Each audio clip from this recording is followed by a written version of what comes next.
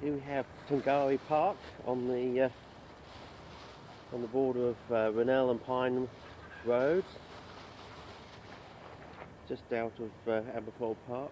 It's one of the open secret or fairly well known Prayfolia sites in South Australia. I was put onto this site by CEDO in 1990, I think it was. I think it was 1990. Very shortly before I took Robert Gibson here, and I think no, I think it was before that. I think it was like 89, I think it was. I came here in 89 and couldn't find the place, and then came back with Robert Gibson, and that was his first trip here, and it was also my first trip here, and I sent him off in this direction down here, knowing full well that he wouldn't be able to find any plants, and I went off in that direction, and I pushed myself, and I found the plants, and then I took Robert down to the plants over there. It was more bushy back then, so it was harder to find the plants back then, and it was also about to rain as well, so it was threatening to rain. And I vaguely remember when I was showing Robert the plants, it was starting to spit quite heavily, and it was quite a surreal affair at the time. Anyway, I just thought I'd bring you down here to show you the plants, and we've had three rains now. We had the first inch of rain, or just over an inch of rain, on the 28th of March, quite late. Then there was some threatening of rain, that was on Sunday the 28th of March.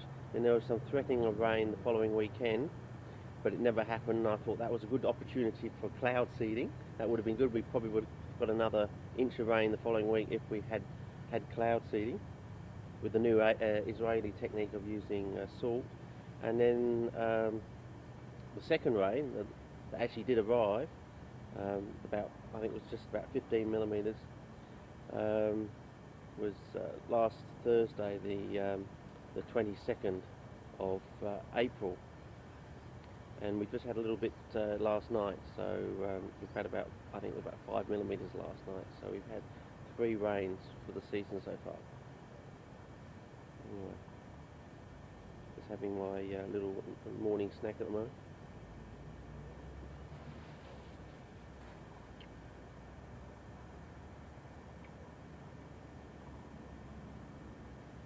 How's it going? Afternoon, how you going? Okay, just making a travelogue for my friends overseas. Sorry? Just making a travelogue for my friends overseas. Ah, right, excellent. Where are you travelling from? No, they're from Germany. Ah, right. I'm just showing what I'm doing around here and send it over to Germany, and they send me things of what they do over there. And ah, right, excellent. Oh, have a good day. yeah, same with you. Good on you.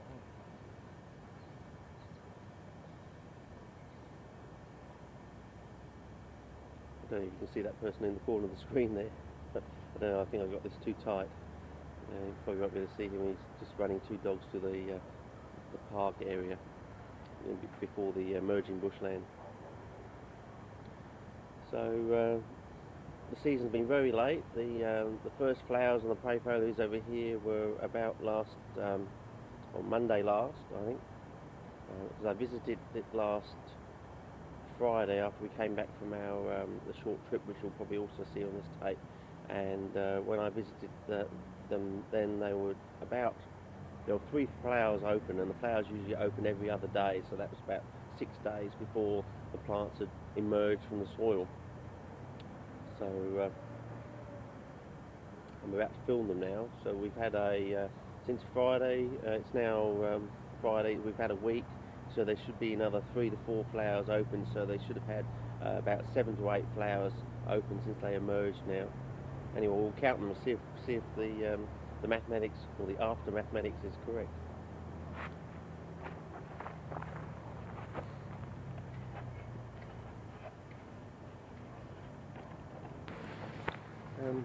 This site is part of a giant area used to be known as 80 acres back in the early part of last century. It's a whole parcel of land, 80 acres worth of land bought up, and this park was formed out of that. And then there's a few other Prayfolia sites in the area with better quality plants, but of course we're keeping those sort of semi-secret. I think I've only ever taken Donny out to one of the sites, so that's how secret I've kept it over the years. So this is one that I take anybody to, because you know, the plants are there. It's a little public park.